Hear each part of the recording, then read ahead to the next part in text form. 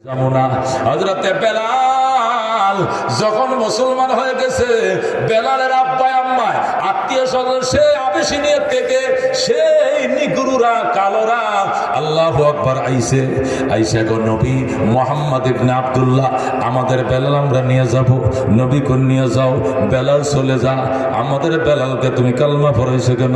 নবী ডাকতে কো বেলাল কালমা ছাড়িস না, কালমাটা রাখিস রে বাজান, জান্নাতের গেটে নবীর সাথে দেখা হবে। আব্বাই আইছে আম্মাই আইছে চলে যা। বেলাল ডাক দেখি ইয়া রাসূলুল্লাহ আমি বাঁচবো না, মা না দেখে বাঁচবো, বাবা না দেখে বাঁচবো, কিন্তু নবীকে না দেখে বাঁচবো না। ও গো রহমাতুল লিল আলামিন আমার যাইতে কয়েন না, আমি যাবো না, আমি বাকি জীবন নবীজির কদমের উপরে পড়ে থাকবো। যখন আল্লাহু আকবার। হযরতে বেলাল মাকে ডাক দেখ, ও মা পেটের মধ্যে রাখছিলা 10 মাস 10 দিন, ক্ষমা করে দিও মা। ঈমান আইনো জান্নাতে দেখা হবে, বাবার ঈমান আনে জান্নাতে দেখা হবে, আর ঈমান যদি না আনো আর কোনোদিন দেখা হবে না, আমি নবীরে থইয়া যাইতে পারবো না।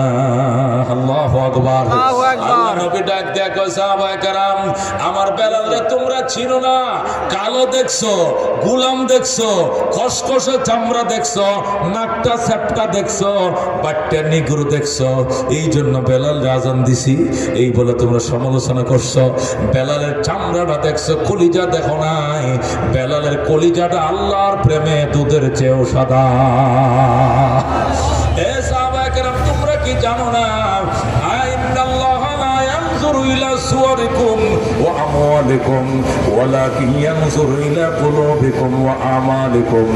নিশ্চয় আল্লাহ তাআলা তোমাদের আকৃতির দিকে তাকায় না, তোমাদের চেহারার দিকে তাকায় না, সম্পদের দিকে তাকান না, আল্লাহ তাকান তোমাদের অন্তরের দিকে এবং আমলের দিকে। কথা কোন ঠিক কিনা? আল্লাহ নবী